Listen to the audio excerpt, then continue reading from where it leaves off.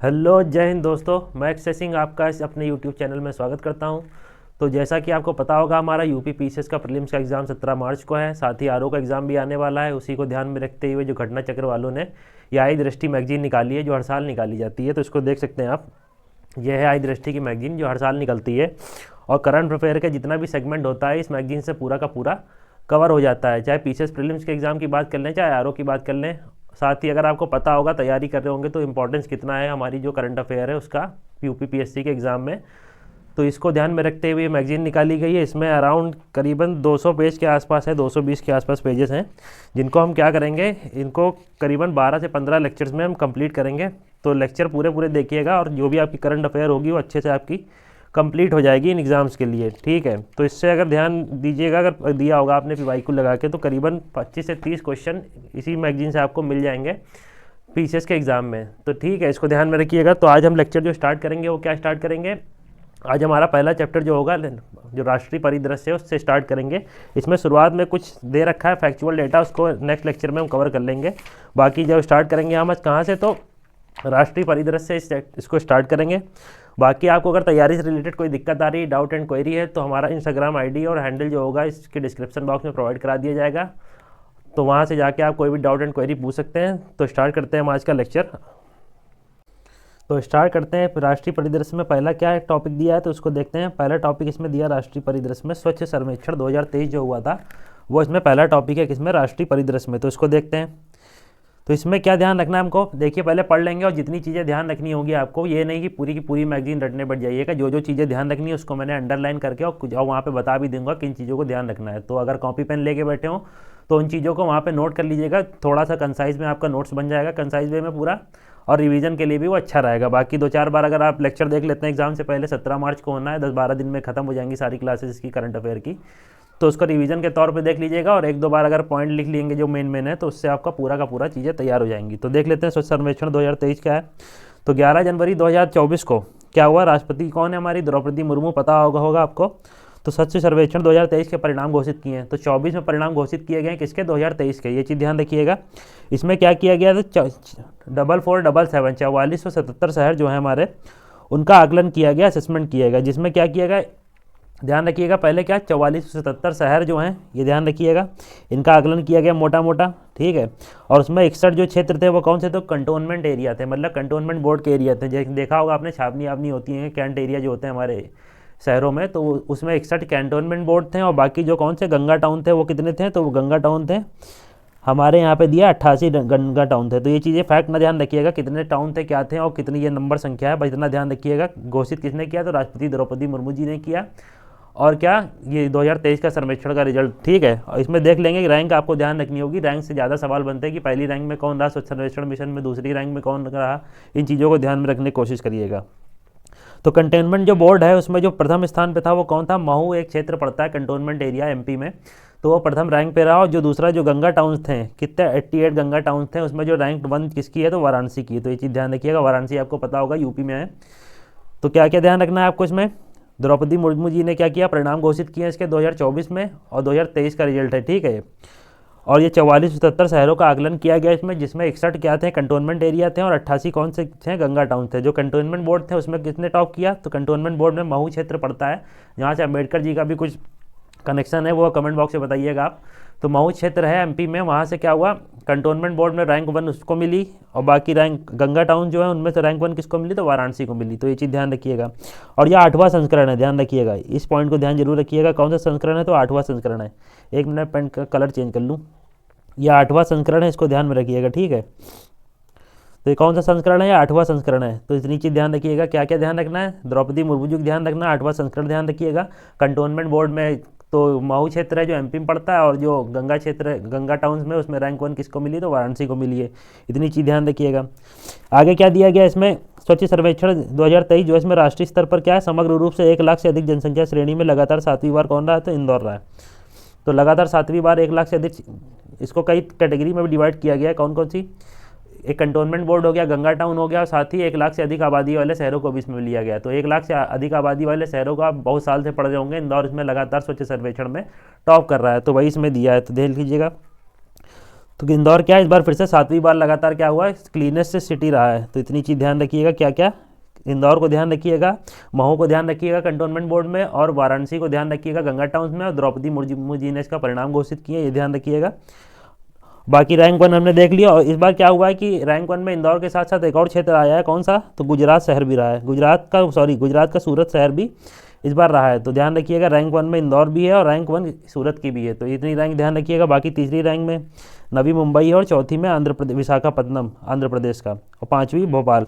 अगर बहुत आपको याद रखना है तो शुरुआत के 3 चीज़ ध्यान रख लीजिएगा, इंदौर, सूरत और नवी मुंबई। क्या क्या ध्यान रखना है, इंदौर, सूरत और नवी मुंबई, इनका नाम ध्यान में रख लीजिएगा 1 लाख से अधिक शहर वाले आबादी में। ठीक है, आगे देखते हैं, आगे क्या, आगे जो 1 लाख से कम जनसंख्या वाले क्षेत्र हैं उनमें देख लेते हैं। तो उसमें कौन है 1 लाख से कम जनसंख्या वाली श्रेणी में, तो उसमें आपको पड़ेगा, ये देख लीजिए 1 लाख से कम जनसंख्या वाली श्रेणी में भी जो क्लीनेस्ट सिटी वो कौन है, तो सासवाड़ है, कहाँ, महाराष्ट्र का। तो पहला ध्यान रखिएगा सासवाड़ महाराष्ट्र का, और दूसरा पाटन छत्तीसगढ़ का। तो ये चीज़ 2 रैंक ध्यान रखिएगा इसमें, जो 1 लाख से कम आबादी वाले क्षेत्र हैं। 1 लाख से ज़्यादा आबादी वाले क्षेत्र में देख लिया हमने, इंदौर है, और रैंक 1 इंदौर की भी, रैंक 1 सूरत की भी, फिर नवी मुंबई आता है, फिर विशाखापट्टनम, फिर भोपाल। इसमें 3 शुरुआत की ध्यान रखिएगा जरूर से जरूर, अगर ज़्यादा याद रखना है तो 5वें तक ध्यान में रखिएगा। बाकी 1 लाख से कम शहर आबादी जो है उसमें कौन है, तो उसमें रैंक 1 में सासवड़ है, और दूसरे नंबर पर पाटन है छत्तीसगढ़ का। तो इतनी चीज़ ध्यान रखिएगा इसमें। बाकी तीसरा, चौथा, 5वां अगर आपको पढ़ना हो तो पढ़ लीजिएगा, इतना जरूरी नहीं है। पहली, दूसरी, तीसरी अगर ध्यान रखना तो इसमें लोनावाला ध्यान रख सकते हैं, जो 1 लाख से कम आबादी वाले क्षेत्र में। बाकी शीर्ष 5 राज्यों की अगर बात करें, ये तो शहर हो गए, क्लीनेस्ट सिटी जो हो गई, शहरों की हमने बात कर ली, क्या क्लीनेस्ट सिटी की बात हो गई। अब देख लेते हैं, अगर स्टेट वाइज देखें जो क्लीनेस्ट स्टेट कौन सा है, तो स्टेट के नाम से अगर देखेंगे तो पहला निकल के आएगा महाराष्ट्र। तो क्लीनेस्ट स्टेट कौन सा है हमारा, महाराष्ट्र है। दूसरे नंबर पर MP आएगा, तो तीसरे पे छत्तीसगढ़। तो ये तीनों के तीनों कौन से हैं, क्लीनेस्ट स्टेट हैं। मतलब स्वच्छ सर्वेक्षण में जो राज्य टॉप पे है वो कौन सा है, तो राज्य के हिसाब से महाराष्ट्र है, और शहर के हिसाब से 1 लाख से अधिक आबादी वाले में इंदौर है, 1 लाख से कम आबादी वाले में सासवाड़ है। तो ये चीज़ ध्यान रखिएगा। बाकी महाराष्ट्र देख लीजिए, दूसरे नंबर पे क्या है, तो मध्य प्रदेश, और तीसरे में छत्तीसगढ़। 27 राज्यों में उत्तर प्रदेश का 9वां स्थान है, कौन सा है, 27 राज्य जो निकले हैं इस सर्वेक्षण में, उसमें जो उत्तर प्रदेश की रैंक है 9वीं है। तो ये ध्यान रखिएगा, यूपी PCS के एग्जाम पॉइंट ऑफ व्यू से ये स्पेशल हो जाएगा, यूपी स्पेशल में नोट कर लीजिएगा, 9वां स्थान यूपी का है। गंगा शहर में मैंने बता दिया, क्या गंगा शहर में रैंक 1 ध्यान रखिएगा वाराणसी का, दूसरा प्रयागराज। बाकी छावनी बोर्ड में बता दिया मैंने स्टार्टिंग में ही, महू को छावनी, स्वच्छ छावनी घोषित की गई है। और 1 लाख से अधिक जनसंख्या की श्रेणी में शीर्ष 20 शहरों में उत्तर प्रदेश का केवल एक ही शहर है 14वां नंबर पे। तो ये जो यहाँ पे दे रखा है 1 लाख से अधिक आबादी वाली रैंकिंग, इसमें केवल उत्तर प्रदेश का एक ही शहर है, कौन सा, 14वें नंबर पे। तो ये ध्यान रखिएगा, 14 नंबर पे एक ही शहर है उत्तर प्रदेश का, कौन है, वो भी नोएडा है। तो इतनी चीज़ ध्यान रखिएगा। बाकी उत्तर प्रदेश का टॉप 10 में नहीं है, केवल टॉप 20 में एक शहर है, 14वें नंबर पे है, वो भी कौन है, नोएडा है। इस श्रेणी में गाजियाबाद को 38वां, और अलीगढ़ को 40वां, 41वां लखनऊ को, ये ध्यान रख सकते हैं आप, लखनऊ का 41वां। और बाकी इतना फैक्ट ध्यान न रखिएगा, ये जरूरी नहीं है, इतना ध्यान रखना हो तो लखनऊ ध्यान रख लीजिएगा, गाजियाबाद, बाकी नोएडा टॉप 20 में, इसको जरूर से जरूर ध्यान रखिएगा। बाकी ये सब चीज़ें पूरी पढ़ने की जरूरत नहीं है। बाकी चंडीगढ़ क्या है हमारा, ये पढ़ लीजिएगा एक बार, चंडीगढ़ को सर्वश्रेष्ठ सफाई मित्र सुरक्षित शहर घोषित किया गया है। तो चंडीगढ़ को सर्वश्रेष्ठ सुरक्षित सफाई शहर घोषित किया गया है। तो इतनी चीज़ आप ध्यान रख सकते हैं, ठीक है इसमें। बाकी आगे बढ़ते हैं, देखते हैं और क्या दिया गया है। कचरा मुक्त शहर में, शहरों की स्टार रेटिंग में किसको, नोएडा को 5 स्टार मिला है। जो कचरा मुक्त एक रेटिंग होती है शहरों की, उसमें जो नोएडा है हमारा, उसको क्या मिला है, 5 स्टार मिला है। और स्वच्छ सर्वेक्षण 2023 का पुरस्कार समारोह 2024 में क्या किया गया, स्वच्छ भारत मिशन का जो एंथम है, ये ध्यान रखिएगा, गीत ध्यान रखिए, क्या है, नया संकल्प, ठीक है, नया संकल्प और नया प्रकल्प है इसका, ठीक है। और इसके जो गायक कौन थे, कैलाश खेर थे। तो ध्यान क्या क्या रखना है, एंथम ध्यान रख लीजिएगा। तो एक बार फिर से रिवाइज करा देता हूँ। स्वच्छ सर्वेक्षण में द्रौपदी मुर्मू जी ने परिणाम घोषित किए हैं। इसको 3-4 कैटेगरी में डिवाइड किया गया है। एक कंटोनमेंट एरिया है, गंगा टाउन है, 1 लाख से अधिक आबादी वाले, और 1 लाख से कम आबादी वाले। 1 लाख से अधिक आबादी वाले में इंदौर है, ध्यान रखिएगा। बाकी दूसरा तीसरा ध्यान रखिएगा। और 1 लाख से कम आबादी वाले में सासवाड़ है, ये ध्यान रखिएगा, ठीक है, जो महाराष्ट्र में पड़ता है। और गंगा जो क्षेत्र है, गंगा टाउन जो है, उसमें कौन सा रैंक है, वाराणसी है। और जो महू क्षेत्र है वो किसमें, कंटोनमेंट बोर्ड में रैंक 1 पे है। और बाकी यूपी का जो टॉप 20 में एक स्थान है, यूपी का जो एक शहर है नोएडा, उसका टॉप 20 में स्थान है, 14वें नंबर पे है। इतनी चीज़ इसमें ध्यान रखिएगा। बाकी कचरा मुक्त शहरों में यूपी का नोएडा जो, उसको 5 स्टार की रेटिंग मिली है। एंथम क्या है, तो स्वच्छ, नया संकल्प है, नया प्रकल्प है, ये हमारा ये एंथम है। और गाया किसने, तो कैलाश खेर ने गाया है, ठीक है। स्वच्छ सर्वेक्षण का ये क्या है, एंथम था हमारा। तो इतनी चीज़ें ध्यान रखिएगा। नेक्स्ट देखते हैं, नेक्स्ट टॉपिक इसमें क्या है। तो नेक्स्ट दिया गया है PM जनमन। तो पीएम जनमन देख लेते हैं। अनुसूचित जनजाति जो हैं उनके लिए लाया गया है, तो बताया जा रहा है यहाँ पे, जैसे कि देख लीजिए वर्ष 2011 में जनगणना के अनुसार अनुसूचित जो जनजाति है उनकी पॉपुलेशन कितनी थी, तो करीबन 10.5 करोड़ के आसपास थी। और 18 राज्य और केंद्र शासित प्रदेश अंडमान निकोबार में जनजातियों की संख्या है, तो उसी के लिए कुछ प्रोग्राम लाया गया। प्रोग्राम क्या है, 75 समुदायों को किसमें विशेष रूप से संवेदनशील जनजातीय समूह के रूप में वर्गीकृत किया गया है। समूह को सामाजिक, आर्थिक और शैक्षिक क्षेत्र के असुरक्षा का सामना करना पड़ रहा है। तो बेसिकली बताना ये चाह रहा है कि जो 75 ये जनजातियाँ हैं कहाँ पे, 18 राज्य और केंद्र शासित प्रदेश हमारा जो है कौन सा, अंडमान निकोबार, वो जो जनजातियाँ हैं इनको असुरक्षा का सामना पड़ रहा है। किन क्षेत्रों में, सामाजिक, आर्थिक और शैक्षणिक क्षेत्रों में असमानता का सामना करना पड़ रहा है। उसी के लिए इनको क्या किया गया, कैटेगरी डिवाइड की गई है 75 जनजातियों को। तो उसी को ध्यान में रखते हुए आगे दिया है केंद्रीय मंत्री हमारी निर्मला सीतारमण है, उन्होंने बजट भाषण में इसके लिए क्या बताया था, स्कीम बताई थी कौन सी, प्रधानमंत्री पीवीजीटी विकास मिशन का प्रारंभ करने की घोषणा की थी। तो उसी को ध्यान में रखते हुए क्या किया, नरेंद्र मोदी ने 15 नवंबर 2023 को जनजाति गौरव दिवस के अवसर पर झारखंड के कौन से खूंटी जिले से प्रधानमंत्री जनजातीय आदिवासी न्याय महाअभियान पीएम जनमन की शुरुआत की। तो ध्यान रखिएगा इसका फुल फॉर्म क्या है पीएम जनमन का। प्रधानमंत्री तो ध्यान ही रहेगा, जनमन से जनजातीय हो जाएगा, जनमन से आदिवासी न्याय महाअभियान। तो इतनी चीज़ ध्यान रखिएगा, जनमन का फुल फॉर्म में है जनजाति आदिवासी न्याय महाअभियान की शुरुआत की। पीएम जनमन का विशेष लक्ष्य क्या है कि संवेदनशील जो हमारी जो देखा हमने 75 जो एसटी जो समुदाय हैं उनको कैटेगराइज किया गया, उनके लिए क्या करना, उनके विकास करना और विभिन्न मंत्रालय विभागों की योजनाओं से जो छूट मिल पाए उनको दिलाना। तो इतनी चीज़ ध्यान रखिएगा इसमें, ये फैक्ट ना ध्यान रखने की कोशिश कीजिएगा कितना कितना अलॉट हुआ क्या बजट में। और इसका जो मंत्रालय है कौन है, केंद्रीय जनजाति कार्य मंत्रालय जो है इसकी नोडल एजेंसी है, ये चीज़ ध्यान रखिएगा। ये कौन सी, तो केंद्रीय जनजाति कार्य मंत्रालय, इसका नाम ध्यान रखिएगा। पीएम जनमन को कौन लागू कर रहा है, तो ये मिलकर कर रहा है 9 मंत्रालय और 11 महत्वपूर्ण क्षेत्रों के साथ मिलकर। तो इतनी चीज़ इसमें ध्यान रखने लायक है आपको। बाकी बहुत सारी चीज़ें फैक्ट दी गई हैं। देश के 220 जिले में 22,500 से अधिक में विस्तारित किया गया, 28 लाख से अधिक लोग इसमें लाभान्वित होंगे। ये सब चीज़ें ध्यान न रखिएगा, ध्यान रखना है आपको। तो ये ध्यान रखिएगा कहाँ से, झारखंड के खूंटी जिले से नरेंद्र मोदी जी ने क्या किया, तो इसका उद्घाटन किया इस योजना का, और इसके निर्मला सीतारमण जी ने बजट भाषण में इसकी घोषणा की थी। तो इतनी चीज़ ध्यान रखिएगा। और किसके लिए, तो जनजाति समुदायों के लिए। और जनमन का फुल फॉर्म ध्यान में रख लीजिएगा। बस इतनी चीज़ें इसमें ध्यान रखिएगा। नेक्स्ट क्या है, नमो ड्रोन दीदी योजना। तो क्या है, नमो ड्रोन दीदी योजना। तो इसमें क्या है, नमो ड्रोन दीदी योजना में ध्यान रखिएगा, जो किसान है हमारे उन एक मोटी मोटी चीज़ जान लीजिए, जो किसान है उनके लिए ड्रोन से जो लिक्विड फर्टिलाइज़र है उसको छिड़काव के लिए ड्रोन के माध्यम से किया जाएगा, और जो किसानों को रेंट पे ड्रोन दिया जाएगा, ठीक है, तो सेल्फ हेल्प ग्रुप्स के माध्यम से। तो वही आगे देख लेते हैं क्या है इसको पूरा पढ़ के। भारत में फर्टिलाइजर्स का दूसरा सबसे बड़ा उत्पादक है कौन, तो भारत सबसे बड़ा उत्पादक है फर्टिलाइजर का दूसरा। ये फैक्ट ध्यान रख सकते हैं आप, इसको कहीं लिख भी सकते हैं मेंस में। लेकिन प्राकृतिक संसाधनों जैसे गैस, फास्फेटिक और पोटास खनिजों इत्यादि की अपर्याप्त उपलब्धता के कारण यह उर्वरकों का दूसरा सबसे बड़ा आयातक भी है। तो इन सब की उपलब्धता के कारण क्या है, आयातक भी है सबसे बड़ा, और दूसरा सबसे बड़ा उत्पादक भी है। ये फैक्ट ध्यान रख सकते हैं। इससे क्वेश्चन बन सकता है कि क्या भारत उत्पादकों वो उर्वरकों का सबसे बड़ा उत्पादक, दूसरे नंबर का सबसे बड़ा उत्पादक भी है और दूसरे नंबर का सबसे बड़ा आयातक भी है। इतनी चीज़ ध्यान रखिएगा, ठीक है। आगे दिया गया उर्वरकों के आयात पर निर्भरता को दूर करने के लिए सरकार ने इस बंद पड़ी उर्वरक इकाई जो बंद पड़ी उर्वरक इकाई थी उनका पुनरुद्धार किया और नए उर्वरक इकाइयों को स्थापित भी किया। यही सब चीज़ें इसमें लिखी हैं। यह आपके प्रीलिम्स पॉइंट ऑफ व्यू से कोई इंपॉर्टेंट नहीं है। ध्यान क्या रखना है आपको, यहाँ पे ये ध्यान रखिएगा जो फैक्ट स्मरणीय तथ्य यहाँ पे लिख के रखे हैं। तो केंद्रीय मंत्रिमंडल ने नमो ड्रोन दीदी योजना को मंजूरी दी थी, और ये क्या किया गया था, 30 नवंबर 2023 को प्रधानमंत्री द्वारा प्रधानमंत्री महिला किसान ड्रोन केंद्र का शुभारंभ किया। तो किसका, प्रधानमंत्री महिला किसान ड्रोन केंद्र का शुभारंभ किया किसने, तो प्रधानमंत्री जी ने कब किया, 30 नवंबर 2023 को। इतनी चीज़ ध्यान रखिएगा। और ये सेंट्रल स्पॉन्सर्ड स्कीम है, मतलब एक केंद्रीय क्षेत्र की योजना है। तो इतनी चीज़ ध्यान रखिएगा। ये योजना कितने साल के लिए है, 24 से 26 तक का, ये चीज़ ध्यान रखिएगा। 2024-25 और 25-26 की अवधि के लिए इसको 1261 करोड़ रुपये इसका निर्धारित किया गया, और 15,000 रुपये 15,000 रुपये मैं कह रहा हूँ, 15,000 चयनित महिला और सेल्फ हेल्प ग्रुप्स को ड्रोन प्रदान किया जाएगा इस स्कीम के तहत। तो नमो ड्रोन दीदी योजना के अंदर क्या किया जाएगा, 15,000 कुछ महिलाएं चयनित और सेल्फ हेल्प ग्रुप्स हैं, इनको चयन किया गया, इनको ड्रोन दिया जाएगा 15,000, ठीक है।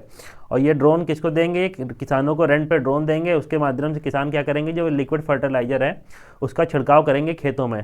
तो इतनी चीज़ें ध्यान रखिएगा। ये जो स्कीम है इसको स्टार्ट किसने किया, तो प्रधानमंत्री ने इसका शुभारंभ किया। तो इतनी चीज़ें ध्यान रखिएगा।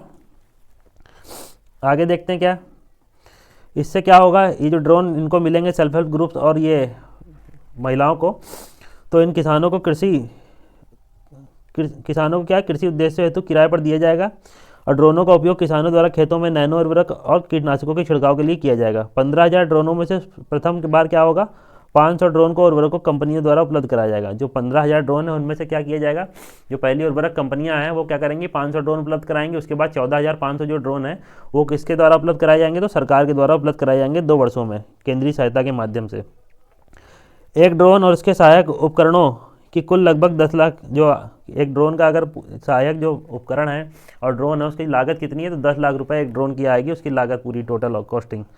तो इसको क्या किया जाएगा, महिला सेल्फ हेल्प ग्रुप को, मतलब महिला स्वयं सहायता समूहों को ड्रोन की 80% लागत केंद्रीय वित्तीय सहायता के माध्यम से प्राप्त होगी।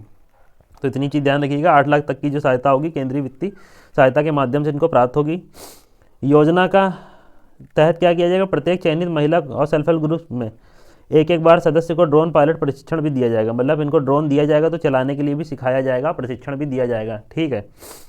जबकि किसी अन्य सदस्य को ड्रोन तकनीशियन या सहायक के रूप में प्रशिक्षित किया जाएगा। स्पष्ट है कि इस योजना के तहत क्या किया जाएगा, ग्रामीण महिलाओं को ड्रोन संचालन में प्रशिक्षित करके उनको ड्रोन दीदी के रूप में रूपांतरित किया जाएगा। इसीलिए इस स्कीम का नाम भी ड्रोन दीदी रखा गया है। और ज्ञातव्य कि प्रधानमंत्री 15 अगस्त 2023 को 77वें स्वतंत्रता दिवस के अवसर पर संबोधन में ड्रोन दीदी योजना की घोषणा की थी। तो इतना चीज़ें इसमें ध्यान रखिएगा। ध्यान क्या क्या रखना है, 15,000 ड्रोन उपलब्ध कराए जाएंगे, ड्रोन की लागत है 10 लाख। पहले 500 जो ड्रोन होंगे वो कंपनियों के द्वारा कराए जाएंगे, जो उर्वरक फर्टिलाइजर कंपनियां हैं उनके द्वारा।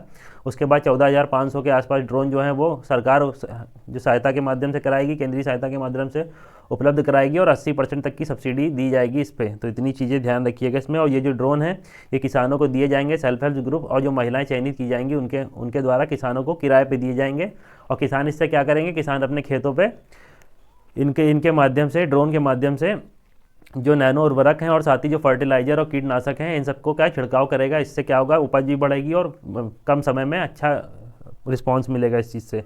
और जो भी जिनको भी ये ड्रोन दिए जाएंगे उनको क्या किया जाएगा, प्रशिक्षण भी दिया जाएगा जो। तो इतनी चीज़ें इसमें ध्यान रखिएगा इसमें। बाकी प्रधानमंत्री जी ने इसको 15 अगस्त 2023 को 77वें स्वतंत्रता दिवस के अवसर पर ड्रोन दीदी योजना की घोषणा की थी। आगे क्या है, 5 राज्यों में विधानसभा चुनाव हुए हैं 2023 में, आप सबको पता होगा, तो उसी के संबंध में देख लेते हैं। इस जो राज्यों में जो चुनाव होते हैं इसमें ध्यान आपको बस इतनी चीज़ें रखनी है। सरकार किसकी बनी, पहले मुख्यमंत्री कौन था, नया मुख्यमंत्री कौन बना, लोकसभा स्पीकर कौन बना, उप मुख्यमंत्री उप मुख्यमंत्री कौन बने, और साथ ही अगर कुछ बदलाव हुआ है तो क्या हुआ है। अगर कोई चीज़ पहली बार घटित हुई उस राज्य में तो इतनी चीज़ें ध्यान में रखनी है। तो इन चीज़ों को अच्छे से पॉइंट आउट करिएगा। और जो सीटें होती हैं स्टेट की, किसी भी स्टेट की सीटें जो होती हैं उनका भी ध्यान रखिएगा। वो कभी कभी इससे भी क्वेश्चन बन जाते हैं। प्रीवियस ईयर क्वेश्चन में भी देखिएगा, कभी कभी सीटों को अरेंज करने के दे दिया जाता है कि किस राज्य में कितनी लोकसभा या राज्यसभा सीटें हैं। तो इस हिसाब से इसमें देखिएगा क्या। तो इलेक्शन कमीशन ऑफ इंडिया हमारा इलेक्शन कराता है, सबको पता होगा किसका किसका, राष्ट्रपति का, उपराष्ट्रपति का और विधानसभा का, लोकसभा का और राज्यसभा का, इन सबका इलेक्शन कौन कराता है, तो इलेक्शन कमीशन ऑफ इंडिया। और एक चीज़ और यहाँ पे ध्यान रखिएगा, जो पंचायत और नगर पालिका का चुनाव होता है वो राज्य का निर्वाचन आयोग है वो कराता है, ठीक है। इतनी चीज़ ध्यान रखिएगा इसमें। तो वही इलेक्शन कमीशन ने इलेक्शन कराया। अनुच्छेद ध्यान रख लीजिएगा, भारतीय संविधान का अनुच्छेद 172(1) के अनुसार। और अगर क्या करना है कि अनुच्छेद 172(1) और अनुच्छेद 324 जिसमें इलेक्शन कमीशन ऑफ इंडिया है और जनप्रतिनिधित्व अधिनियम, इन सबको अगर मिला के पढ़ेंगे तो ये शक्ति देता है किसको, इलेक्शन कमीशन ऑफ इंडिया को, किसी भी राज्य या क्षेत्र में चुनाव कराने की। तो यही इसमें लिखा है, ये ऊपर ध्यान रखिएगा। बाकी ये चीज़ ध्यान रखिएगा कौन कौन से राज्यों में चुनाव हुआ, तो छत्तीसगढ़ में, मध्य प्रदेश में, मिजोरम, राजस्थान, तेलंगाना। देखते हैं जो फैक्ट ध्यान रखने हमको क्या एग्जाम पॉइंट ऑफ व्यू से और प्रीलिम्स पॉइंट ऑफ व्यू से। तो उसमें देखना है क्या, छत्तीसगढ़ में चुनाव हुआ। पहली बात तो ध्यान रखिएगा क्या, छत्तीसगढ़ में सीटें कितनी है, तो 90 सीटें हैं, ठीक है। जिसमें से 27 एसटी के लिए आरक्षित हैं और 10 किसके लिए, तो एससी के लिए आरक्षित हैं।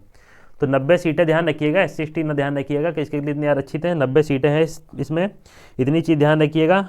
और आगे क्या है इसमें देखते हैं कौन मुख्यमंत्री बना, क्या बना। 90 सीटें हैं जिनमें क्या है, नई विधानसभा के 2 चरणों में चुनाव हुए हैं। ये सब ध्यान रखने की जरूरत नहीं कितने चरण में चुनाव हुए हैं और कब रिजल्ट घोषित हुआ, ठीक है। ध्यान ये रखना है कि चुनाव के लिए क्या चिराई को शुभंकर घोषित किया गया। तो ये चीज़ ध्यान रख सकते हैं आप। छत्तीसगढ़ विधानसभा चुनाव के लिए शुभंकर रखा गया है यहाँ पे। तो चुनाई चिराई करके एक चीज़ है, उसको क्या शुभंकर घोषित किया गया छत्तीसगढ़ के लिए। बाकी वोटिंग परसेंटेज ध्यान रखने की जरूरत नहीं है। छत्तीसगढ़ चुनाव परिणाम, ये सब चीज़ें ना ध्यान रखिएगा, ये पॉइंट ध्यान रखिएगा। शुभंकर किसको घोषित किया गया है, 90 सीटें हैं। और किसमें क्या हुआ कि परिणामों के अनुसार क्या हुआ, इंडियन नेशनल कांग्रेस जो है, भारतीय राष्ट्रीय कांग्रेस, उसको बीजेपी ने राज्य में बहुमत हासिल किया। तो किसको, इंडियन नेशनल कांग्रेस को हराकर बीजेपी ने राज्य में बहुमत प्राप्त किया। तो भारतीय जनता पार्टी की वहाँ पे सरकार बन गई है स्टेट में। और क्या किया गया, छत्तीसगढ़ विधानसभा चुनाव में कुल 19 महिलाएं निर्वाचित हुई हैं। तो इतनी चीज़ ध्यान रखिएगा, 19 महिलाएं निर्वाचित हुई हैं छत्तीसगढ़ विधानसभा में। ये फैक्ट ना ध्यान रखिएगा, मतलब वहाँ महिलाओं का निर्वाचन ठीक ठाक हुआ है। 60 में से 90 सीटों में 19 महिलाएं निर्वाचित हुई हैं। इतनी चीज़ ध्यान रखिएगा। बाकी जो बने हैं कौन नए मुख्यमंत्री, तो विष्णुदेव राय, इनका नाम ध्यान जरूर रखिएगा। तो कौन, विष्णुदेव राय का नाम ध्यान रखिएगा। कौन, तो विष्णुदेव राय कहाँ के, छत्तीसगढ़ के नए मुख्यमंत्री बने हैं। तो इनका नाम ध्यान रखिएगा, विष्णुदेव राय। शुभंकर क्या था, तो चुनई चिरई शुभंकर था। परसेंटेज ध्यान रखने की जरूरत नहीं, वोटिंग परसेंटेज, सीटें कितनी हैं ये हमने बता दिया। नए मुख्यमंत्री ये हैं। और ये मुख्यमंत्री का क्षेत्र कौन सा था, तो ये कुनकुरी विधानसभा से, कहाँ से, तो कुनकुरी विधानसभा क्षेत्र से जीते थे, विधायक निर्वाचित हुए हैं। तो इनका ध्यान रखिएगा। इनके बारे में और चीज़ें जान लीजिए। विष्णुदेव राय क्या कुनकुरी विधानसभा से विधायक के रूप में निर्वाचित हुए। ये व्यक्ति के रूप में छत्तीसगढ़ के चौथे मुख्यमंत्री बने हैं और पहले आदिवासी मुख्यमंत्री। तो ये ध्यान रखिएगा, छत्तीसगढ़ के पहले आदिवासी मुख्यमंत्री बने हैं, साथ ही चौथे व्यक्ति के रूप में मुख्यमंत्री बने हैं राज्य के। और ये कुनकुरी विधानसभा क्षेत्र से जीते हैं। और अरुण साहू और विजय शर्मा क्या है, उप मुख्यमंत्री नियुक्त हुए हैं। तो इतनी चीज़ ध्यान रखिएगा। छत्तीसगढ़ के पूर्व मुख्यमंत्री कौन थे, तो रमन सिंह थे। तो इतना नाम, इनका नाम ध्यान रखिएगा। पूर्व मुख्यमंत्री रमन सिंह को हटा के ये जीते हैं कौन, तो ध्यान रखिएगा, विष्णुदेव राय। तो इनका नाम अच्छे से ध्यान रखिएगा। तो ये चीज़ें इंपॉर्टेंट हो जाती हैं आपके लिए। बाकी किसको कितनी सीटें मिली, 90 सीटें थी, तो 54 बीजेपी को मिली और 35 इंडियन नेशनल कांग्रेस या भारतीय राष्ट्रीय कांग्रेस को मिली हैं। बाकी ये सब चीज़ें ध्यान रखने की जरूरत नहीं है आपको। तो देख लेते हैं, एक इलेक्शन हमने देख लिया छत्तीसगढ़ का। अब देखते हैं एमपी का, 5 राज्यों में हुआ था, तो दूसरा देखते हैं एमपी का इलेक्शन। इसके बारे में और चीज़ें जान लेते हैं। तो मध्य प्रदेश विधानसभा चुनाव के बारे में देख लेते हैं, इसमें क्या क्या ध्यान रखना है हमको। तो मध्य प्रदेश विधानसभा चुनाव में पहले ध्यान रखिएगा सीटें कितनी हैं। तो सबसे ज़्यादा जो इलेक्शन हुए 5 राज्यों में, उसमें सबसे सर्वाधिक सीटें किसकी में थी, मध्य प्रदेश में थी, 230 सीटें। उसके बाद अगर आप देखेंगे राजस्थान में करीबन 200 सीटें के आसपास, ठीक है। तो 230 सीटों में एससी के लिए ये डिवाइड है 35 और एसटी के लिए 47। तो इतनी चीज़ें ना ध्यान रखिएगा, बस सीटें कितनी है, 230 हैं। जो जीते हैं वो कौन जीते हैं, तो मोहन यादव मध्य प्रदेश के नए क्या बने, मुख्यमंत्री बने हैं। तो मोहन यादव का नाम ध्यान रखिएगा। मोहन यादव मध्य प्रदेश के नए मुख्यमंत्री बने और जो कहाँ से इलेक्ट हुए हैं विधायक के तौर पर, उज्जैन दक्षिण विधानसभा क्षेत्र से विधायक के रूप में निर्वाचित हुए हैं। तो इतनी चीज़ ध्यान रखिएगा। क्या क्या, तो इसमें मोहन यादव नए मुख्यमंत्री बने हैं, उज्जैन दक्षिण से विधायक के लिए निर्वाचित हुए हैं, और जगदीश देवड़ा और राजेंद्र शुक्ल उप मुख्यमंत्री बने, इनका नाम ध्यान रख सकते हैं। और नरेंद्र सिंह तोमर को विधानसभा अध्यक्ष नियुक्त किया गया। तो इतनी चीज़ ध्यान रखिएगा इसमें, क्या नरेंद्र सिंह तोमर को विधानसभा अध्यक्ष नियुक्त किया गया है। जगदीश देवड़ा और राजेंद्र शुक्ला उप मुख्यमंत्री बने हैं, और ये मोहन यादव क्या मुख्यमंत्री बने हैं, मोहन यादव मुख्यमंत्री बने हैं। समझ में आ रहा है, इसको ध्यान में रखिएगा। और ये उज्जैन दक्षिण विधानसभा क्षेत्र से निर्वाचित हुए हैं, 230 सीटें हैं तो मध्य प्रदेश में। इतनी चीज़ ध्यान में रखिएगा।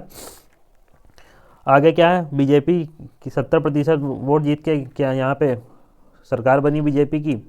तो ये आपको पता होगा पार्टी कौन जीती, तो बीजेपी पार्टी के मुख्यमंत्री कौन बने हैं, तो मोहन यादव बने हैं। किसको हराया है, इंडियन नेशनल कांग्रेस या कांग्रेस को हराया है वहाँ पे। और मोहन यादव जो है उज्जैन दक्षिण से विधायक के रूप में चयनित हुए हैं। और विधानसभा अध्यक्ष कौन बने हैं मध्य प्रदेश के, तो नरेंद्र सिंह तोमर, इनका नाम ध्यान रखिएगा। नेक्स्ट क्या इलेक्शन में देखना है हमको, मिजोरम इलेक्शन देख लेते हैं। मिजोरम विधानसभा जो चुनाव हुआ उसके परिणाम। मिजोरम में सिर्फ 40 सीटें हैं, जिसमें भी 39 सीटें किसके लिए रिजर्व हैं, तो एसटी के लिए रिजर्व हैं। तो ये ध्यान रखिएगा। मिजोरम जो क्षेत्र है वहाँ पे जो इलेक्शन हुए हैं 40 सीटों पर इलेक्शन हुए हैं, और जिसमें भी 39 सीटें जो हैं वो किसके लिए रिजर्व हैं, तो शेड्यूल ट्राइब के लिए, मतलब अनुसूचित जनजातियों के लिए ये आरक्षित सीटें हैं। और इलेक्शन कमीशन ने 1 चरण में यहाँ चुनाव कराया। ये सब चीज़ें पढ़ने की जरूरत नहीं, कितने चरण में कौन से क्षेत्र में चुनाव हुए। 86% मतदान, ये भी ध्यान में रखिएगा। जोरम पीपुल पार्टी ZPM जिसका नाम है, उसने बहुमत प्राप्त किया है। तो मिजोरम में किसने, जोरम पीपुल्स पार्टी ने बहुमत प्राप्त किया है यहाँ 27 सीट जीतकर। और 2023 में इस दल ने पहली बार मान्यता प्राप्त राजनीतिक दल के रूप में इसको मान्यता प्राप्त हुई है 2023 में जोरम पीपुल्स पार्टी को। और इसी ने क्या बहुमत हासिल की है मिजोरम में। ज्ञातव्य है कि 2019 में जोरम पीपुल पार्टी को एक क्षेत्रीय दल के रूप में मान्यता प्रदान की गई थी। नवी मिजोरम विधानसभा के गठन के लिए चुनाव में 3 महिलाएं निर्वाचित हुई हैं। और वर्ष 1972 में मिजोरम विधानसभा गठन के बाद यह पहला अवसर है जब एक से अधिक महिला यहाँ पे निर्वाचित हुई है। तो इस बार 3 महिला निर्वाचित हुई हैं। 1972 के बाद से ऐसा समय मिजोरम में जहाँ 3 महिलाएं निर्वाचित हुई, मतलब एक से अधिक महिलाएं निर्वाचित हुई हैं। इनके कौन बने हैं तो लालदू होमा जो है मुख्यमंत्री बने। तो लालदू होमा मुख्यमंत्री बने, पूर्व आईपीएस ऑफिसर रह चुके हैं। ठीक है, इतनी चीज़ ध्यान रखिए कि मैं मुख्यमंत्री कौन बने तो लालदू होमा बने हैं मिजोरम के नए मुख्यमंत्री। तो लालदू होमा मिजोरम के नए मुख्यमंत्री बने। पिछले लगभग 40 वर्षों से यह प्रथम अवसर है जब मिजो नेशनल फ्रंट और भारतीय राष्ट्रीय कांग्रेस के अतिरिक्त किसी अन्य पार्टी के नेता ने मिजोरम में मुख्यमंत्री के रूप में शपथ ली है। तो इतनी चीज़ ध्यान रखिएगा। क्या क्या ध्यान रखना, मिजोरम में 40 सीटें हैं, 39 शेड्यूल ट्राइब के लिए आरक्षित हैं। लालदू होमा नए मुख्यमंत्री बने हैं और एक से अधिक 1972 के बाद से ऐसा पहली बार हुआ जब वहाँ पे एक से अधिक महिला मतलब जी विधायक के तौर पे चुनी गई हैं। तो इतनी चीज़ें ध्यान रख सकते हैं आप। साथ ही आपको जो ध्यान रखना है, ऐसा पहली बार हुआ पिछले 40 वर्षों में जब मिजोरम नेशनल फ्रंट के और जो इंडियन नेशनल कांग्रेस को उसके अतिरिक्त किसी अन्य पार्टी के सदस्य ने क्या लिया है, उसके अतिरिक्त किसी अन्य पार्टी के सदस्य ने वहाँ पे मुख्यमंत्री के तौर पर शपथ ली है। तो यही चीज़ इसमें लिखी है। थोड़ा बहुत जान लेते हैं लालदू होमा जी के बारे में। पूर्व आईपीएस अधिकारी भी रह चुके हैं। तो पूर्व आईपीएस अधिकारी रहे हैं लालदू होमा जी। मिजोरम में मुख्यमंत्री के छठे व्यक्ति के तौर पर मुख्यमंत्री शपथ ली इन्होंने। वर्ष 2023 में विधानसभा चुनाव में शेरछिप विधानसभा क्षेत्र से निर्वाचित हुए हैं। तो कौन से क्षेत्र से निर्वाचित हुए हैं, शेरछिप क्षेत्र से निर्वाचित हुए हैं। तो इतनी चीज़ ध्यान रख सकते हैं। आईपीएस अधिकारी के तौर पर इन्होंने भूतपूर्व जो हमारी प्रधानमंत्री थी इंदिरा गांधी जी, उनके समय में भी सुरक्षा में तैनात रह चुके हैं। ये 84 में राष्ट्रीय कांग्रेस के प्रत्याशी के तौर पर मिजोरम से लोकसभा अध्यक्ष मतलब एमपी भी रह चुके हैं। अब ये विधायक के तौर पर जीते हैं और विधायक के तौर पर जीतने के बाद इन्होंने मुख्यमंत्री की शपथ ली है। मिजोरम से ली है किसने, लालदू होमा ने। उनका नाम ध्यान में रखिएगा। ठीक, इतनी चीज़ें इसमें ध्यान रखिएगा। नेक्स्ट देखते हैं राजस्थान विधानसभा चुनाव। संसदीय और ये सब पता होगा कितनी सीटें हमने बता दी है, 200 सीटें हैं राजस्थान में, जिसमें 34 SC ST ध्यान में रखिएगा कितनी आरक्षित है। कभी क्वेश्चन नहीं पूछेगा कि कौन से राज्य में हो कितनी SC और कितनी ST की सीटें आरक्षित हैं। ध्यान ये रखना है, राजस्थान इलेक्शन में 20 महिलाएं निर्वाचित हुई हैं। भजन लाल शर्मा राजस्थान के नए मुख्यमंत्री बने हैं और जो कहाँ से जीते हैं, सांगानेर विधानसभा क्षेत्र से। तो कहाँ से जीते हैं, सांगानेर विधानसभा क्षेत्र से भजन लाल शर्मा विधायक के तौर पर जीते हैं और मुख्यमंत्री के तौर पर उन्होंने शपथ ली है। किसने, भजन लाल शर्मा ने। 20 महिलाएं इस बार जीती हैं किसमें, राजस्थान में। 200 सीटों में से मतलब 10% के आसपास महिलाएं जीती हैं। और प्रथम अवसर है जब किसी शर्मा विधायक के रूप में निर्वाचित हुए। ठीक है, और दिया कुमारी और प्रेमचंद्र बैरवा उप मुख्यमंत्री के पद ग्रहण किया। तो किसने उप मुख्यमंत्री का पद ग्रहण किया, तो प्रेमचंद्र बैरवा और दिया कुमारी ने। वासुदेव देवनानी राजस्थान विधानसभा अध्यक्ष नियुक्त किए गए। तो ध्यान रखिएगा क्या, वासुदेव देवनानी का नाम जो विधानसभा अध्यक्ष नियुक्त किए गए हैं। दिया कुमारी और ये उप मुख्यमंत्री बने। इनको एक बार पढ़ लीजिएगा, मतलब इतना इंपॉर्टेंट नहीं है कि आप पूरा उसको रटने बैठें। 2-4 बार पढ़ेंगे अपने आप ही आपको ध्यान में आ जाएगा ये। तो बीजेपी की सरकार वहाँ पे बनी है, आपको पता होगा। ठीक है, मुख्यमंत्री के तौर पर भजन लाल शर्मा ध्यान रखिएगा। राजस्थान में 20 सीटों पर महिलाएं जीती हैं तो वो भी ध्यान रखिएगा 200 में से। और बाकी दिया कुमारी और प्रेमचंद बैरवा उप मुख्यमंत्री बने और वासुदेव देवनानी कौन है, राजस्थान के विधानसभा अध्यक्ष के तौर पर नियुक्त हुए हैं। तो इतनी चीज़ ध्यान रखिएगा। सीटें कितनी प्राप्त हुई, तो बीजेपी को 115 सीटें प्राप्त हुई हैं, वही राष्ट्रीय कांग्रेस को 70 सीटें प्राप्त हुई हैं। तो ये चीज़ ध्यान रखिएगा। नेक्स्ट देख लेते हैं, नेक्स्ट क्या है, तेलंगाना का इलेक्शन देख लेते हैं। तो 5 राज्यों में 5वां है तेलंगाना। तो ये 5वां हो गया, पहला राजस्थान 4था हो गया, कर्नाटक और वो सब मध्य प्रदेश ये सब जोड़ लीजिएगा। 5वां है ये कौन सा, तेलंगाना विधानसभा क्षेत्र। तो 119 सीटें तेलंगाना में। कितनी, 119 सीटें। रिजर्व का ध्यान में रखिएगा। ध्यान रखना है कि कांग्रेस ने यहाँ पे बहुमत प्राप्त की है। किसने, भारतीय राष्ट्रीय कांग्रेस ने यहाँ पे बहुमत प्राप्त की है। किसको पराजित किया, तो भारत राष्ट्र समिति एक पार्टी है, उसको पराजित करके कांग्रेस ने यहाँ पे बहुमत प्राप्त की है।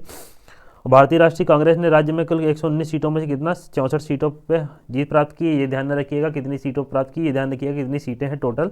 तो 119 सीटें हैं। ठीक है, बाकी जीता कौन, तो इंडियन नेशनल कांग्रेस जीती, भारतीय राष्ट्रीय कांग्रेस। और मुख्यमंत्री कौन बने, तो अनुमुला रेवंत। ये ध्यान रखिएगा, अनुमुला रेवंत मुख्यमंत्री बने। इनका नाम जरूर ध्यान रखिएगा। अनुमुला रेवंत मुख्यमंत्री के तौर पर चुने गए हैं, अनुमुला रेवंत। और कौन से क्षेत्र से जीते हैं, तो ये कोंडगल विधानसभा क्षेत्र से जीते हैं। तो कौन से, कोंडगल विधानसभा क्षेत्र से जीते हैं। ठीक है, और ये तेलंगाना का इलेक्शन हम देख रहे हैं। तो इतनी चीज़ें ध्यान रखिएगा। तेलंगाना में 119 सीटें, अनुमुला रेवंत जीते हैं। दूसरे मुख्यमंत्री रहे हैं अनुमुला रेवंत तेलंगाना के। तो ये दूसरा इलेक्शन है तेलंगाना का। दूसरे मुख्यमंत्री के तौर पर कौन है, तो अनुमुलन रेवंत, ये ध्यान रखिएगा। कोंडगल विधानसभा क्षेत्र से जीते हैं। और मल्लू भट्टी विक्रमार्क जो है तेलंगाना के उप मुख्यमंत्री बने हैं। तो इतनी चीज़ ध्यान रख सकते हैं।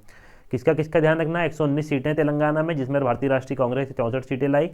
और जो अनुमुला रेवंत है वो प्रधानमंत्री के तौर पर उन्होंने शपथ ली है। कौन से क्षेत्र से ये जीते हैं, तो जीते हैं कोंडगल विधानसभा क्षेत्र से। तो और जो बाकी उप मुख्यमंत्री के तौर पर देखें तो कौन चुने गए तेलंगाना पे, तो मल्लू भट्टी विक्रमार्क, तो इनका ध्यान में नाम रख सकते हैं। और ये मुख्यमंत्री के तौर पर दूसरा मुख्यमंत्री का इलेक्शन था कहाँ पे, तेलंगाना में।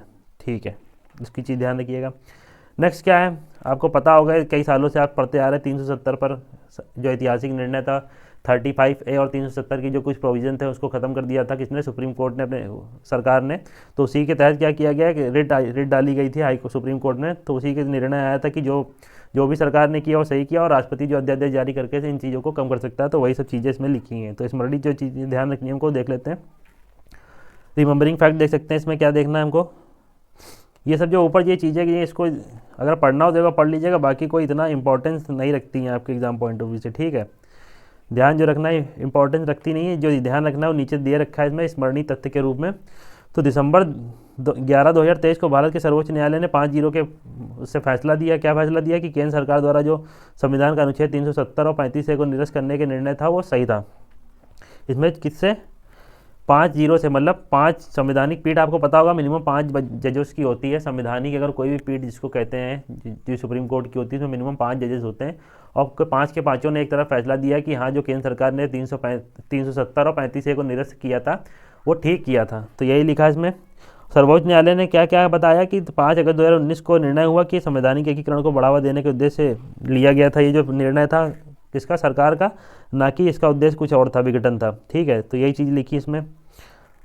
आगे इसमें क्या है, भारत सरकार ने इस तथ्य को स्वीकार किया कि 5 अगस्त 2019 को तत्कालीन राष्ट्रपति 370 को निरस्त करने का पूरा अधिकार था। तो सर्वोच्च न्यायालय ने साफ साफ बोला कि 370 को निरस्त करने का पूरा अधिकार राष्ट्रपति के पास था। ठीक है, ये सब चीज़ें इसमें लिखी हुई हैं, ध्यान रखने की जरूरत नहीं सब चीज़ें, बस 370 और 35 ध्यान में रख लीजिएगा। और सुप्रीम कोर्ट ने कहा कि जो भी निर्णय लिया गया है सरकार द्वारा वो अवैध है, मतलब वाइड है। तो ये चीज़ ध्यान रख सकते हैं। बाकी आगे क्या, सर्वोच्च न्यायालय ने इस तथ्य को स्वीकार किया, क्या तथ्य के स्वीकार किया कि 370 में के तहत दी गई शक्तियों का प्रयोग करते हुए राष्ट्रपति एक तरफा अधिसूचना जारी कर सकता है। इसके हेतु संसद के दोनों सदनों में साधारण बहुमत से उसकी अधिसूचना को पारित किया जा सकता है। तो आपको पता होगा, ठीक है, अगर कोई अध्यादेश या राष्ट्रपति द्वारा जारी किया जाता है तो उसका क्या होता है, उसको संसद के साधारण बहुमत से पारित कराया जाता है। तो यही लिखा है इसमें। बाकी सर्वोच्च न्यायालय ने इस तथ्य को भी सही ठहराया, जितने भी मतलब फैसले उस समय आए थे जम्मू कश्मीर से लेकर रिलेटेड, वो सारे के सारे जो तथ्य थे उस पर सबने सर्वोच्च न्यायालय ने कहा है सारी की सारी चीज़ें सही की हैं केंद्र सरकार ने। ज़्यादा चीज़ें इसमें और ये सब पढ़ सकते हैं आप, अगर पढ़ने का मन हो PDF मिल सकती है आपको हमारे टेलीग्राम चैनल पे। तो ये सब चीज़ें इतना ध्यान न दीजिएगा, निरस्त हो चुकी हैं और जम्मू कश्मीर का संविधान का कोई अस्तित्व नहीं है। ये सब पढ़ने को टाइम वेस्ट कर सकते हैं इसमें, लेकिन इसमें कोई एग्जाम पॉइंट ऑफ व्यू से कुछ नहीं निकल के आएगा। यहाँ पे ये ध्यान रख सकते हैं, ये पढ़िएगा आप। जो विधेयक आया था, संशोधन विधेयक 2 प्रकार के आए थे, जम्मू कश्मीर पुनर्गठन संशोधन विधेयक और जम्मू कश्मीर आरक्षण संशोधन विधेयक। तो इन दोनों को ध्यान में रख सकते हैं आप। तो इन दोनों में ध्यान क्या क्या रखना है, पहले देखते हैं जम्मू कश्मीर आरक्षण संशोधन विधेयक। तो इसके बारे में देखते हैं, जम्मू कश्मीर आरक्षण संशोधन विधेयक 2023 क्या है। इस विधेयक का उद्देश्य है कि जम्मू और कश्मीर आरक्षण अधिनियम जो 2004 है उसकी धारा 2 में संशोधन करना है। क्या बताया गया कि जम्मू कश्मीर आरक्षण अधिनियम 2004 में SC ST और सामाजिक और शैक्षणिक रूप से पिछड़े वर्ग हैं उनके सदस्यों के लिए नौकरी तथा व्यावसायिक संस्थान है उसमें आरक्षण का प्रावधान करता है ये। तो यही क्या है, इसमें संशोधन करके क्या दिया है, पारित में क्या किया गया है, तो यहाँ पे लिखा गया है क्या, सामाजिक और शैक्षणिक रूप से पिछड़े वर्गों के लिए, इसको हटा के क्या कर दिया जाएगा, OBC मतलब अन्य पिछड़ा वर्ग, यहाँ पे शब्द को प्रतिस्थापित करने का प्रावधान किया गया। तो यही लिखा है क्या, यहाँ पे जो क्या दिया गया है इसमें कमजोर और वंचित वर्ग लिखा गया है, उसको हटा के क्या करना है इस संशोधन विधेयक में, इसको उसकी जगह लिख देना है अन्य पिछड़ा वर्ग। बस इसी को संशोधन विधेयक के माध्यम से इसको लाया गया। बाकी जम्मू कश्मीर पुनर्गठन संशोधन विधेयक, इसमें क्या है, जो सीटें हैं उसको बढ़ाया गया है। तो इसमें क्या है, इसमें पारित विधेयक वर्ष 2019 में पुनर्गठन अधिनियम में संशोधन प्रस्तावित करता है। इसमें क्या है कि कश्मीरी प्रवासियों को अधिकतम 2 सदस्यों को विधानसभा में नामित करने का प्रावधान किया गया। तो कश्मीरी प्रवासी जो है उनमें से अधिकतम 2 सदस्यों को विधानसभा में क्या किया जाए, नामित करने का प्रावधान किया गया, जिसमें एक महिला होनी चाहिए, ठीक है। और इसके अतिरिक्त एक उपराज्यपाल किसको नामित करेगा, जो POK के क्षेत्र में विस्थापित व्यक्तियों में से नामित किया गया किसी को। तो 2 सदस्यों को नामित किया जाएगा, किसमें, जब 2 सदस्यों को नामित किया जाएगा कश्मीरी प्रवासियों को, और जो प्रवासी कौन होंगी उसमें एक महिला होनी चाहिए और दूसरी जो POK के क्षेत्र से भगाए गए या विस्थापित किए गए उनमें से एक प्रवासी होगा। तो इनको नामित किया जाएगा विधानसभा में कश्मीर की। तो इतनी चीज़ें इसमें ध्यान रखिएगा। और सीटों की संख्या 107 से बढ़ाकर कितनी 114 करने का प्रस्ताव किया गया। तो 107 से बढ़ाकर सीटों की संख्या 114 करने का प्रस्ताव किया गया। इतनी चीज़ ध्यान रखिएगा। 2 सदस्यों का नामांकन, सीटों का 107 से बढ़ाकर 114 करना। ठीक है, इतनी चीज़ ध्यान रखिएगा बस, और बाकी कुछ पढ़ने की इसमें ज़रूरत नहीं है। नेक्स्ट बढ़ते हैं मेरा युवा भारत, इसको देख लेते हैं क्या इसमें दिया है।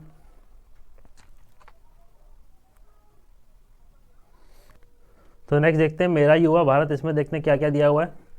तो 15 अगस्त 2022 को भारत सरकार, भारत की स्वतंत्रता की 75वीं वर्षगांठ थी। उसमें क्या किया गया, 75वीं वर्षगांठ से लेकर 100वीं वर्षगांठ तक 25 वर्षीय अवधि को अमृतकाल की संज्ञा दी गई। तो इतनी चीज़ ध्यान रखिएगा, अमृतकाल की संज्ञा किसको, 75वीं वर्षगांठ जो 2022 में मनाई गई और जो 1947 में बनाई जाएगी, ठीक है, स्वतंत्रता दिवस की, सॉरी 2047 में, उसके बीच का जो टेन्योर है उसको क्या बताया जा रहा है, 25 साल का जो अवधि है उसको अमृतकाल की संज्ञा दी गई। इसमें क्या बताया गया कि यह निर्णायक पड़ाव है कि भारत के युवाओं को देश का भविष्य रचने में महत्वपूर्ण भूमिका निभानी है, क्योंकि देश वर्ष 2047 तक अमृत भारत का निर्माण करने की एक परिवर्तनकारी विकास यात्रा पर आगे बढ़ रहा है। विजन 2047 क्या है कि साकार करने के लिए एक ऐसे फ्रेमवर्क की आवश्यकता होगी जो ग्रामीण युवाओं, शहरी युवाओं और ग्रामीण शहरी युवाओं को एकल मंच पर ला सकेगा।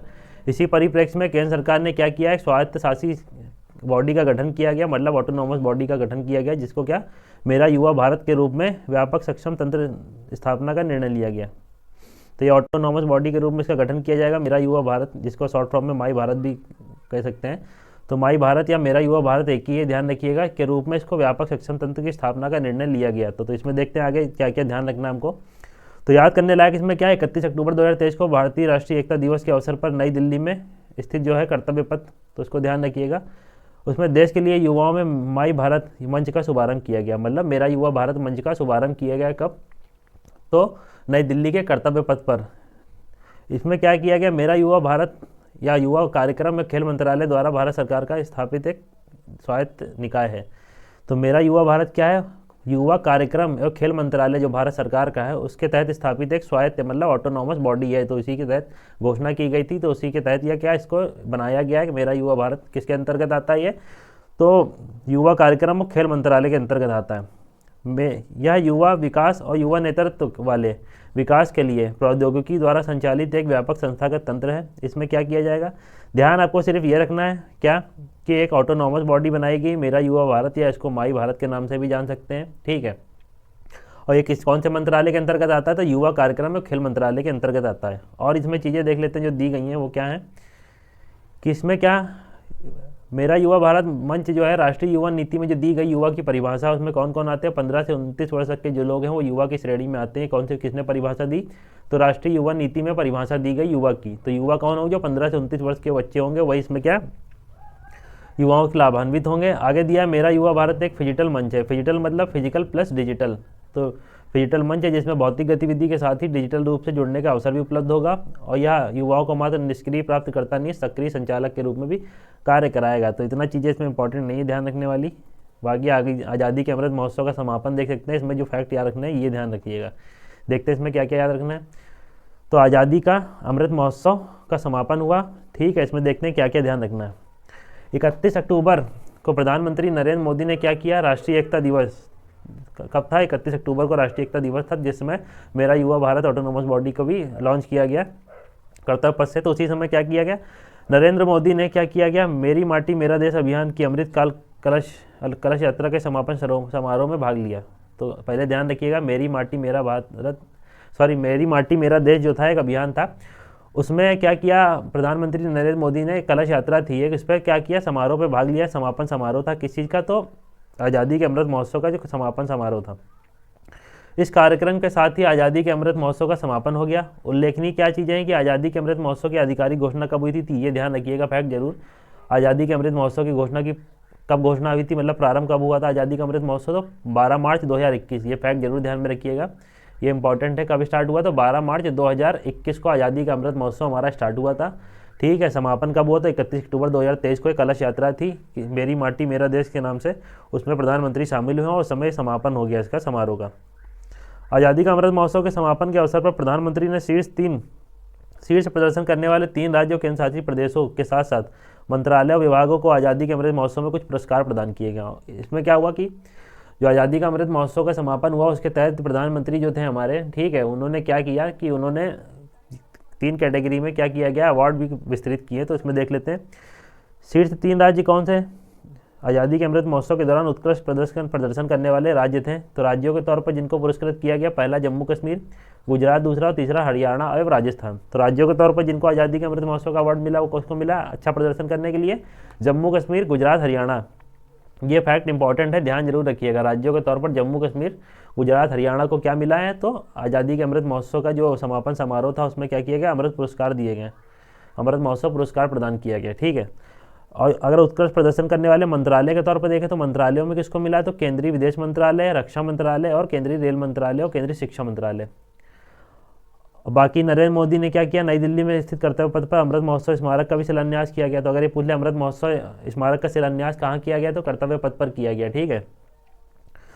तो ध्यान क्या क्या रखना है, आज़ादी के अमृत महोत्सव से 3 कैटेगरी में अवार्ड डिवाइड किए दिए गए हैं। ठीक है। और बाकी जो जो दिए गए हमने देख लिया। मेरी माटी मेरा देश नाम से एक समापन समारोह हुआ था, उसमें प्रधानमंत्री मोदी ने भाग लिया था। और इसमें जो अमृत महोत्सव स्मारक का जो शिलान्यास किया है वो कहाँ पे किया है, तो कर्तव्य पथ के पास। ठीक है। इसको देख लेते हैं, मेरी माटी मेरा देश क्या है। तो मेरी माटी मेरा देश है कि देशव्यापी और लोकाभिमुख अभियान है जिससे भारत की स्वतंत्रता के 75 वर्ष पूर्ण होने के उपलक्ष्य में क्या किया जाता, आयोजित किया गया था। यह आज़ादी के अमृत महोत्सव का समापन कार्यक्रम था, मेरी माटी मेरा देश। इस अभियान में 9 से 31 अक्टूबर 2023 के मध्य क्या किया गया, केंद्रीय युवा कार्यक्रम, खेल मंत्रालय और केंद्रीय संस्कृति मंत्रालय द्वारा इसको किया गया। यह अभियान उन वीरों और वीरांगनाओं को श्रद्धांजलि स्वरूप आयोजित किया गया है जिन्होंने देश के लिए सर्वोच्च बलिदान दिया है। इस अभियान की टैगलाइन ध्यान रखिएगा, क्या है, मिट्टी को नमन, वीरों को वंदन। तो ध्यान क्या क्या रखना है इसमें, टैगलाइन ध्यान रखिएगा, मंत्रालय कौन सा है, तो इन्होंने मिलकर सब किया था। नेक्स्ट बढ़ते हैं। नेक्स्ट क्या है, नमो भारत ट्रेन भारत की पहली रैपिड रेल सेवा। तो रैपिड रेल सेवा पहली बात ध्यान रखिएगा क्या होता है। तो रैपिड रेल सेवा जो होती है वो